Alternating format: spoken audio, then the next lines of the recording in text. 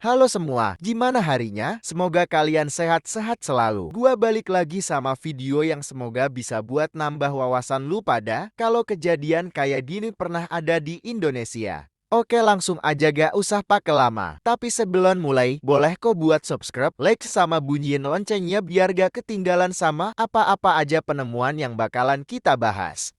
Jadi tuh waktu tahun 1998 sempat atau pernah atau emang benar ada kejadian yang cukup sadis. Selain di tahun itu, Indonesia lagi ditimpa soal badai krisis ekonomi. Dari mulai kebutuhan pokok, angka pengangguran tinggi, terus lagi mungkin larutnya masyarakat sama pemerintah yang akhirnya meledak di 1998 tersebut. Banyak carut-marut di setiap kota, rusuh di mana-mana. Begitu juga di ibu kota sendiri yang jadi tikun atau titik kumpul dari semua carut-marut ini. Di situasi yang susah dikendaliin kayak gini, ada juga kondisi sadis dan tragis yang menimpa para kaum wanita pada saat itu. Masa kelam di mana terjadi pemerkosaan massal yang dialami khususnya wanita keturunan Tionghoa. Yang jadi titik di mana kebiadaban itu terjadi di daerah Cengkareng, Jakarta Barat. Bahkan pada waktu itu warga ngeliat langsung terkait banyaknya kekerasan yang kejadian. Dari mulai penjarahan, pembakaran, ada juga serangan brutal ke perempuan-perempuan yang sebetulnya dia aja gak tahu salah dia di mana. Jadi waktu malam tepatnya di Cengkareng, Jakarta Barat.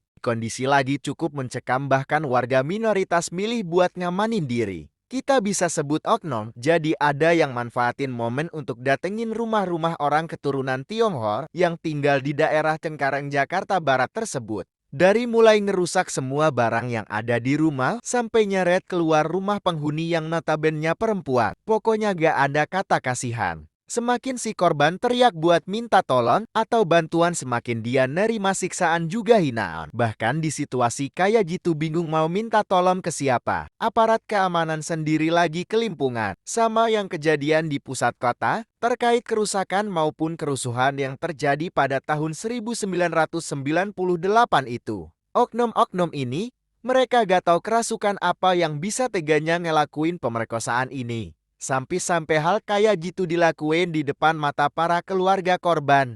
Gak kebayang seserem apa kondisi waktu itu. Terus juga ada beberapa korban diperkosa bergantian sama lebih dari satu pria dan berlangsung berjam-jam setelah dirasa puas ngelakuin semuanya.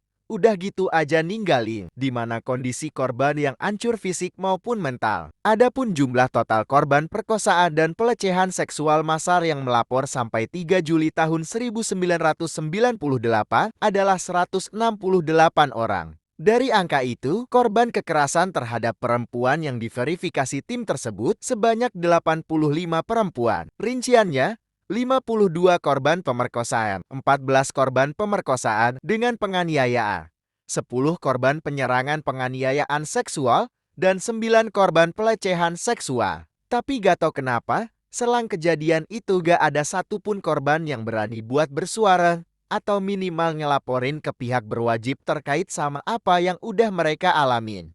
Mungkin karena malu, takut, trauma sama anggapan masyarakat yang bikin mereka diem aja gitu. Mungkin juga di saat itu situasi politik juga sosial lagi gak kondusif, mungkin ngerasa udah sulit buat cari keadilan. Tapi gak semua milih diem gitu aja. Mikirnya ya kali kehormatan udah diambil, tapi si pelaku bebas berseliweran gitu aja. Jadi ada sebuah organisasi terkait hak asasi manusia mulai ngumpulin bukti-bukti apa aja terkait tragedi itu, namun mungkin mereka pun paham nantinya untuk proses pengungkapan kebenaran akan sulit. Tapi gak ada salahnya buat coba ya kan. Baru di tahun-tahun selanjutnya, masyarakat mulai tahu bahkan sadar kalau ada kejadian berskala besar pernah terjadi di Cengkareng, Jakarta Barat tersebut. Barulah ada gerakan masyarakat sipil maupun organisasi internasional yang menyuarakan untuk kasus ini segera diselesaikan sama pemerintah.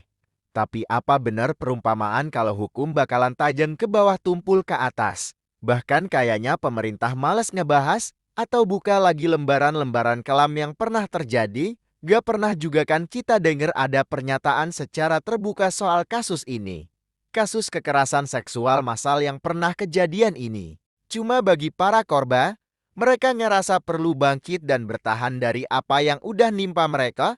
Walau pasti di pikiran mereka ada trauma yang dalam banget, Mereka semua harus ngelanjutin hidupnya bagaimanapun juga. Tragedi ini akan terus menjadi peringatan keras karena pernah terjadi di Indonesia pada tahun 1998 dan bagi kita bahwa bahayanya kekerasan dan kebencian di masa-masa krisis. Kisah ini bukan dongeng. Kisah ini nyata dialami para korban, juga beberapa media sempat memberikan jumlah korban yang telah mendapatkan hal keji tersebut. Semoga ini bisa menjadi pembelajaran dan hal serupa tidak terulang lagi. Dan yang terpenting bahkan tertulis jelas di Pancasila Sila ketiga, bahwa kemanusiaan adalah hal penting yang gak boleh diambil siapapun, apapun, dan bagaimanapun situasinya. Semoga video ini menghibur. Sampai ketemu di video penemuan lainnya.